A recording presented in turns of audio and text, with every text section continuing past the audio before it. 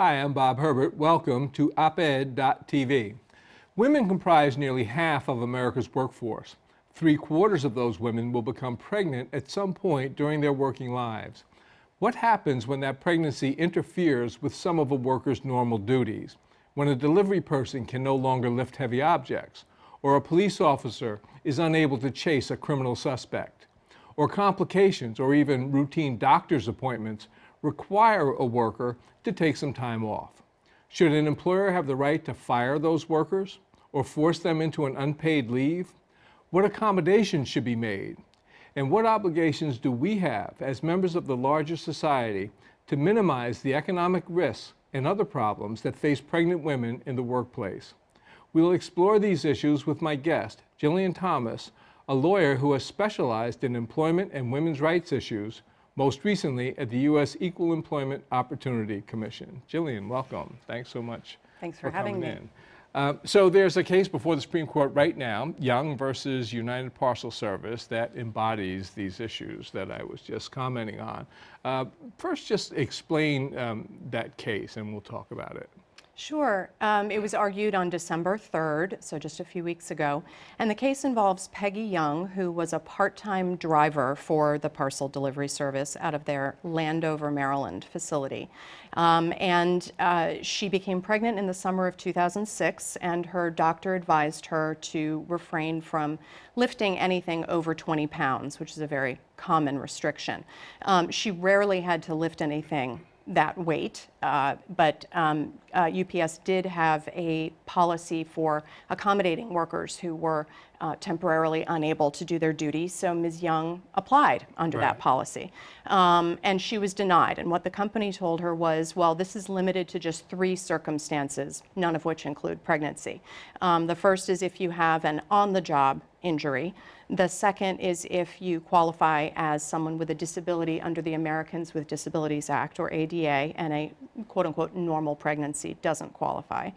And the third circumstance is if a worker had lost his or her commercial driver's license, and that could be for a health reason or it could be for a DUI. Right. Ms. Young was denied the accommodation because she didn't fit into one of these categories, and rather than disregard her doctor's advice, at 14 weeks she went out on unpaid leave. She ultimately was out of work for roughly 6 months. She did return to work at UPS after having her baby. She filed a Pregnancy Discrimination Act lawsuit and lost at both the District Court and the Fourth Circuit Court of Appeals. She was, in these lawsuits, she was seeking what? She was seeking, I mean, after the fact, when you file the lawsuit, you're seeking the back pay for the time that you had to be out of the job. She felt that she was unjustly forced into this leave, and she wanted to be paid for that time that she lost. Correct. She wanted to stay on the job just like dozens of UPS workers before her. She wanted an accommodation until the end of her pregnancy, so it was only about 6 months or so, that would have excused her from the few instances where she did heavy lifting. And UPS made both those kinds of accommodations and also gave people jobs that they called inside jobs or desk jobs. But she also lost her health insurance for health insurance coverage for that period? She did. UPS's policy required that you work a certain number of hours to maintain your health coverage, and because she wasn't working, she didn't maintain the coverage. Now, my understanding is she did ultimately get coverage under her husband's policy, thankfully. Of course, if she had been a single parent, who knows what her situation would have been. Many women in that situation end up on public assistance for that very reason. So what's the status of the case before the Supreme Court now? She no longer works for UPS. The court heard argument on December 3rd. They can make a decision within a month. They can wait until the court term ends in June.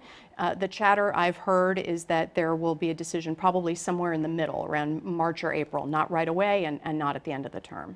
All right, so now this is, I mean, this is the most natural of circumstances, somebody becoming pregnant, and women are such a major factor in the workforce now.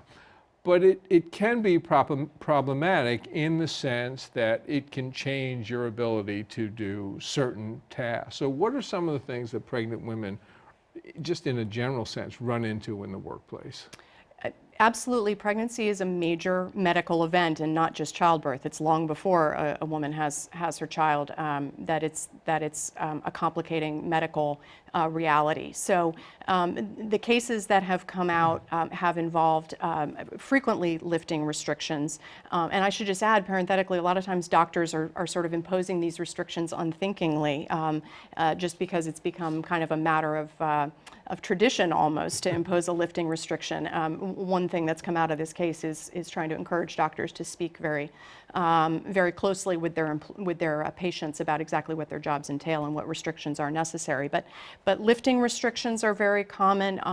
Preeclampsia, high blood pressure, gestational diabetes, those are some of the more major, placenta previa, which could even lead to a doctor's orders for bed rest or at least a light duty assignment.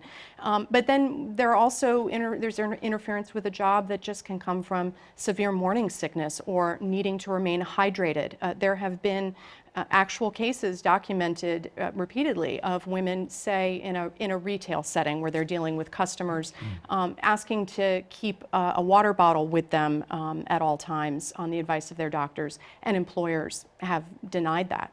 So yeah, I noticed that when I was doing the research for this. So in some cases, a woman might want to have a water bottle with her, or in some cases, she might need to take a break every now and then and just sit down and rest for a few minutes or whatever. And employers say no. This seems, I mean, it doesn't seem just uncivilized. It seems cruel. It seems perverse. Do you have a sense of why women are encountering this in the workplace? Why there's such a resistance? The greatest number of pregnancy accommodation charges being filed with the EEOC, the Equal Employment Opportunity Commission, and a charge is a precursor to a lawsuit, so it's a good indicator of women thinking they're being discriminated against. The two largest sectors in which those charges are being filed are by women in low-wage jobs and women in traditionally male occupations. You alluded in the introduction to law enforcement officers, right, for example, or construction workers. I had a client who was a firefighter who needed light duty. And you're talking about two populations that are who don't have a lot of control over their work environment. So when you talk about low-wage workers, cashiers or retail workers, like I mentioned, telemarketers, folks who don't have a lot of control over their schedules, over their hours, over their breaks, they're among the least likely to have paid sick days, or paid family leave. So their workplaces are extremely rigid and extremely inflexible. Similarly, women who are in traditionally male-dominated fields, they might be the first woman in the workplace to ever present a pregnancy. And the union might be ill-equipped to advocate or might be outright hostile. And management may be completely unfamiliar with its obligations or be very disinclined. There might be a lot of hostility to the woman being in that workplace in the first place. Now, I read in a study that you did, I think back in 2009, that working at night can pose a significant risk to pregnant women. Explain that. What's the risk there? I can't take credit for the study. I did write an article, co-author an article in the Yale Journal of Law and Feminism in which we cited some of the public health statistics about dangers to women, conflicts between the workplace and pregnancy. And yeah, nighttime work, irregular hours that get a woman's sleep out of whack, or that simply are straining her normal internal clock.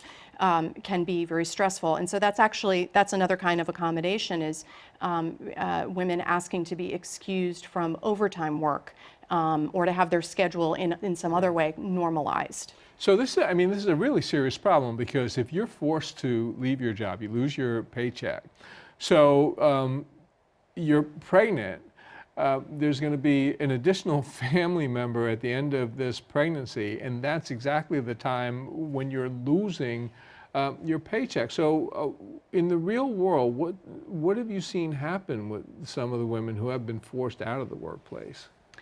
It really is as catastrophic as you're suggesting it's not an overstatement. Peggy Young actually, for all of her suffering that she went through, there was a silver lining for her, which is that she was a member of a union, and under her collective bargaining agreement, she had unpaid leave. And so she could be off the job and still have a job to go back to, even though she didn't have a paycheck and lost her insurance and so forth, as you said.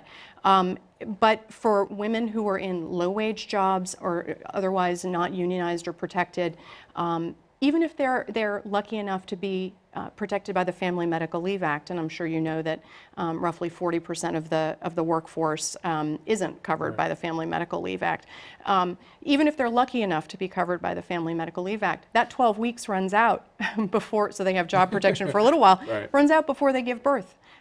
So it's absolutely catastrophic, and women end up on public assistance. They end up living with family members. They end up, as Peggy Young did, relying more heavily on the single paycheck of their spouse, if they're lucky enough to have a spouse.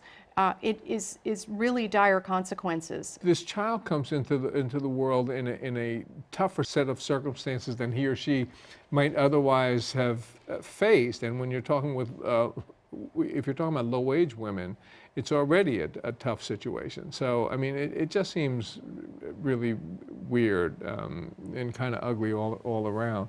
But this is not a new problem. I mean, if you go back, I guess now already a few decades, there have been court cases, there have been legal challenges, there have been legislation. Can you sort of walk us a little bit through the history leading up to this moment, going back, I guess, to the 1970s? Sure. Congress outlawed discrimination because of sex in the 1964 Civil Rights Act, Title VII of the 1964 Civil Rights Act. And most people think of the 64 Civil Rights Act as the culmination of decades of agitation by African Americans, but the prohibition on sex discrimination was added somewhat at the last minute. And even the Equal Employment Opportunity Commission, which was the federal agency created by the law to enforce Title VII, was a little nonplussed about what it was supposed to be doing with respect to the sex provision. So for a while, at first, it was very reluctant to enforce the sex discrimination provision of Title VII as to pregnancy, or at the very least, it was extremely inconsistent in the advisory opinions it was giving. It wasn't until '72 that the EEOC could actually sue employers. In a case that lives in infamy among women's rights advocates, in 1976, the Supreme Court considered the case of General Electric versus Gilbert, and it was a case brought by a labor union, actually, on behalf of women workers for General Electric, challenging the company's exclusion from its temporary disability benefit policy of pregnancy. It excluded other conditions as well as pregnancy, but it excluded pregnancy. And the Supreme Court, in as I said, an infamous ruling, found that the exclusion of pregnancy was not a sex-based exclusion. They divided the workers under the policy into pregnant and non-pregnant persons.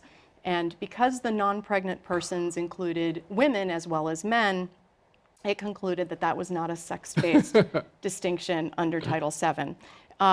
Much as we saw a few years ago with the Lilly Ledbetter Fair Pay Act, which responded to a very unpopular Supreme Court decision, Congress responded very quickly and with a swift rebuttal and passed the Pregnancy Discrimination Act in 1978. This was too much even for Congress. Yes, right, exactly.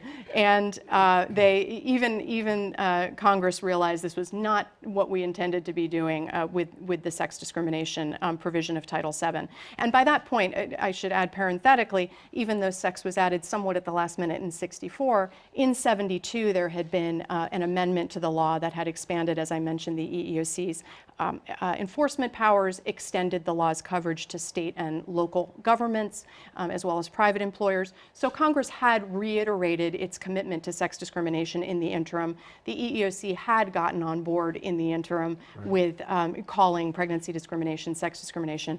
But after the General Electric versus Gilbert decision in '76, Congress added a provision, the Pregnancy Discrimination Act, amending Title VII, and it said very clearly, discrimination because of pregnancy is discrimination because of sex. And then the pertinent piece for the Young case, and this was the last time that Congress did speak about pregnancy discrimination, was that it added a clause saying pregnant women are to be treated for all employment-related purposes the same as all employees similar in their ability or inability to work. So this should apply because the UPS had these rules applying to other folks who had similar restrictions on work.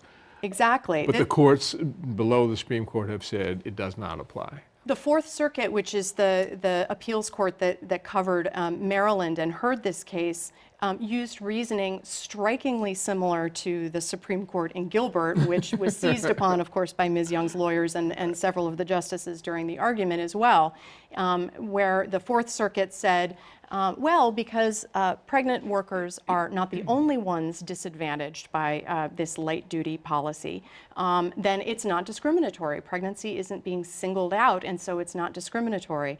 The other rationale that the Fourth Circuit relied on, also erroneous in my opinion, was that the three categories of workers who are benefiting under UPS's plan, who do get light duty when they're temporarily unable to fulfill all their duties, were not similarly situated. They were not sufficiently similar in their ability or inability to work to Peggy Young.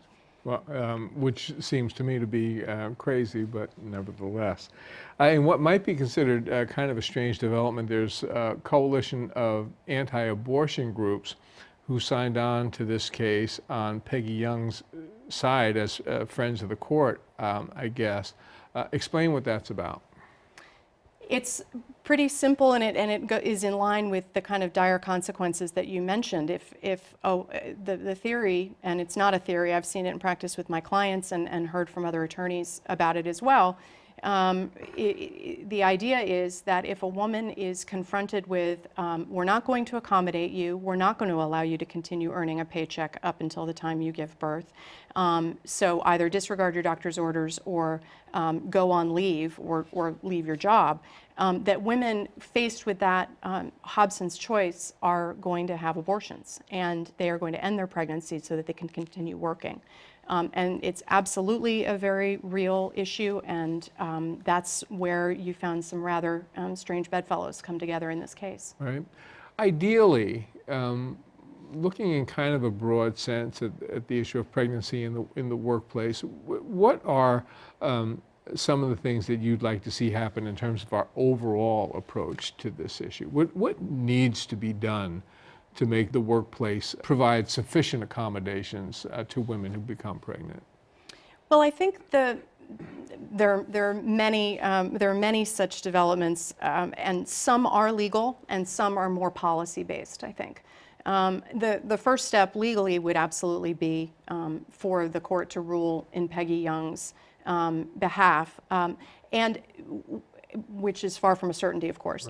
Right. If that doesn't happen, or even if it does, I think advocates are going to be pushing for passage of the Pregnant Workers Fairness Act in Congress, and there have been a number of states, as well as New York City, that have passed analogous versions. And what that law would do, it would clarify under the Pregnancy Discrimination Act that this comparative right of accommodation, right? You only get what any other worker who's similar in your position gets. It would take away that comparison and make it simply an affirmative duty to accommodate, analogous to the Americans with Disabilities Act and the right to reasonable accommodation that disabled people have long enjoyed under that statute. So I think that's really the predominant in terms of the accommodation issue. But then we have to have a clear enough statement either from the court or from Congress or through subsequent court decisions interpreting the Young decision that make plain that pregnancy doesn't end when a woman gives birth, in the sense that if she's going to be breastfeeding her baby, then her need for accommodation in the workplace in terms of expressing breast milk could last for a year or even longer, depending on the advice of her doctor and pediatrician.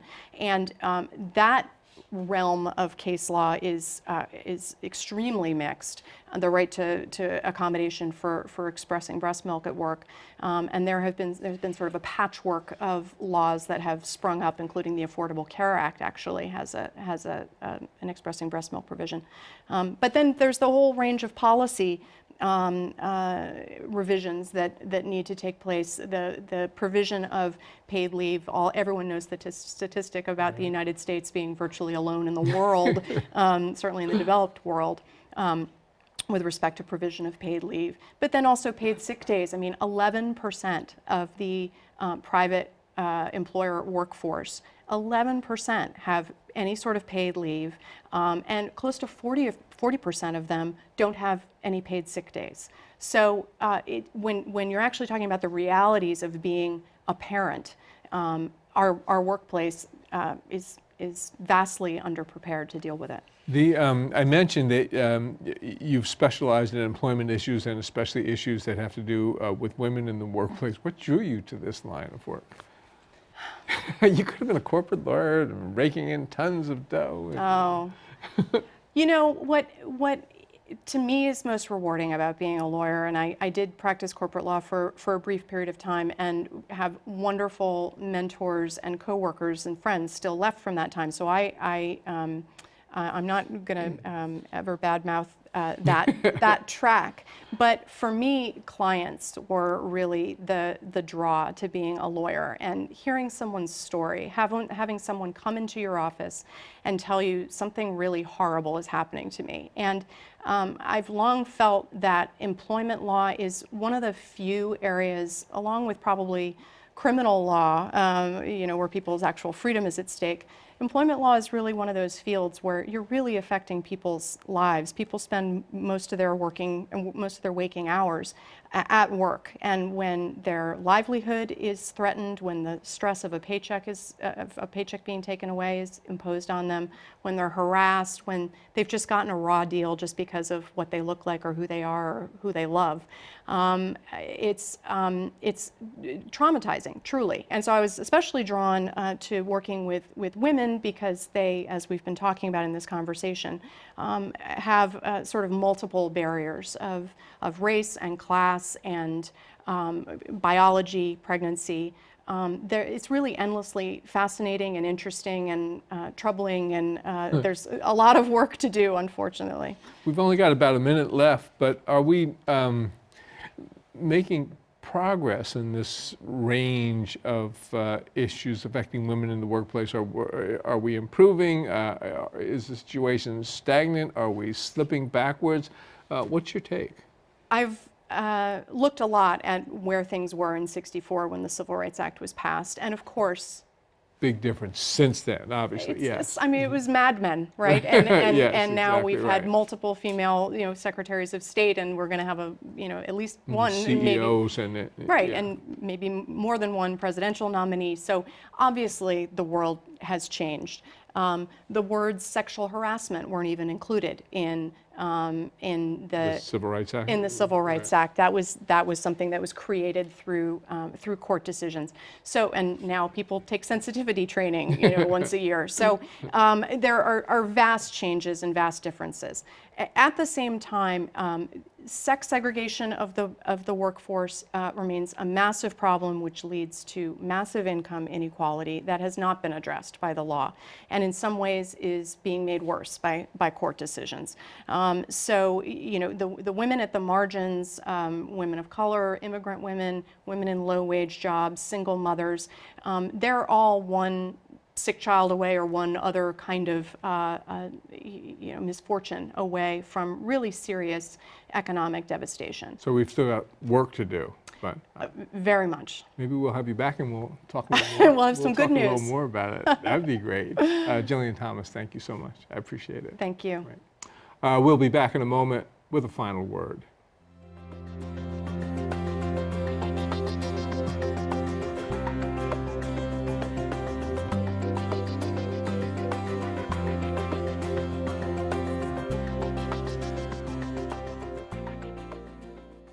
The political consultant David Garth recently died.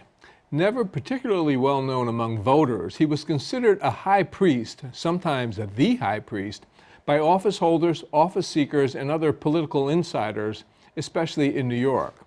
Garth was without question the most important factor in the election of Ed Koch as mayor. Koch once said to me at a dinner at Gracie Mansion, "Without David Garth, I don't know where I'd be, but I wouldn't be here." Garth's biggest contribution to the art of campaigning was the reliance, above all else, on television ads. He was uncommonly good at it, and his candidates tended to live and die by them. And that's what was so problematic about his contribution to government and politics in America. Others followed his lead to absurd degrees, to the point where TV commercials are most often the be-all and end-all of campaigns for high public office. Candidates have to raise tremendous amounts of money to pay for these expensive but absolutely essential TV ads. The winners, whether Democrats or Republicans, end up beholden to the wealthy individuals and organizations who pony up that cash in the form of campaign contributions. That's why voters have so little influence over policy in this country, and it's a big reason why so many eligible voters don't bother to go to the polls at all. David Garth was 84. That's all for now. See you next time.